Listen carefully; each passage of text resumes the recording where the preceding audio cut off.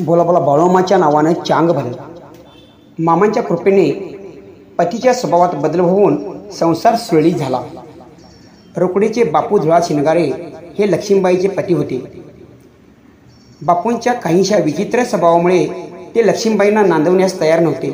त्यामुळे लक्ष्मीबाई चिंतित होत्या। ही गोष्ट कोणाकडून तरी मामांना समजली होती। तेव्हा मामांनी बापूंची समजूत घालण्यासाठी 2 माणसे रोकडीला पाठवली होती। बापूंचा स्वभाव तसा उग्रच होता। लक्ष्मी अधूनमधून सतत आजारी पडते, म्हणून मी तिला नांदवणार नाही, मी दुसरे लग्न करून घेणार आहे, असा मानसाकरवी निरोप बापूंनी मामांना पाठवून दिला। दरम्यान पतीच्या अशा वागण्याने मोठ्या काळजीत असणाऱ्या लक्ष्मीबाई सरळ मामांच्या चरणाजवळ मेतक्यात आश्रयाला आल्या होत्या। त्यांची परिस्थिती जाणून मामा म्हणाले, तुला मी लेक मानलेली आहे।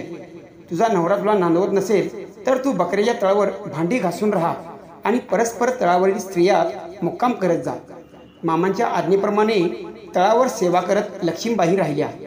गुरुसेवेची महती मोठी आहे। गुरुसेवेने औषधा वाचूनही खोकला जाऊ शकतो।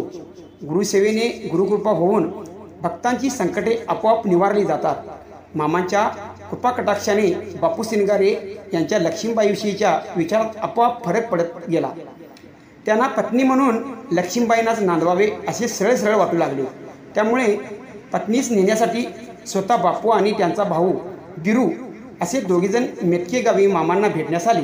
लक्ष्मीबाईंना नेण्याचे म्हणणे त्यांनी मामांना सांगितले। त्यावर व्यवहार चतुर आणि प्रसंगावधानी बाळूमामा त्यांना म्हणाले, लक्ष्मीला तुम्ही मनापासून नांदवणार असाल तर मी तिला प्रथम तिच्या माहेरी रेंदाळला पाठवून देतो। त्या ठिकाणी तुम्ही जाऊन तिला आपल्या घरी रोकडीला घेऊन जा। दोघांनी मामांचे म्हणणे मान्य केले।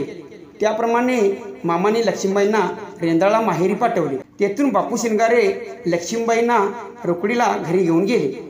अशा प्रकारे मोडकळीस आलेला लक्ष्मीबाईचा संसार मामांच्या कृपेने सुरळीत चालला। अशी आहे बाळूमामाची कृपा।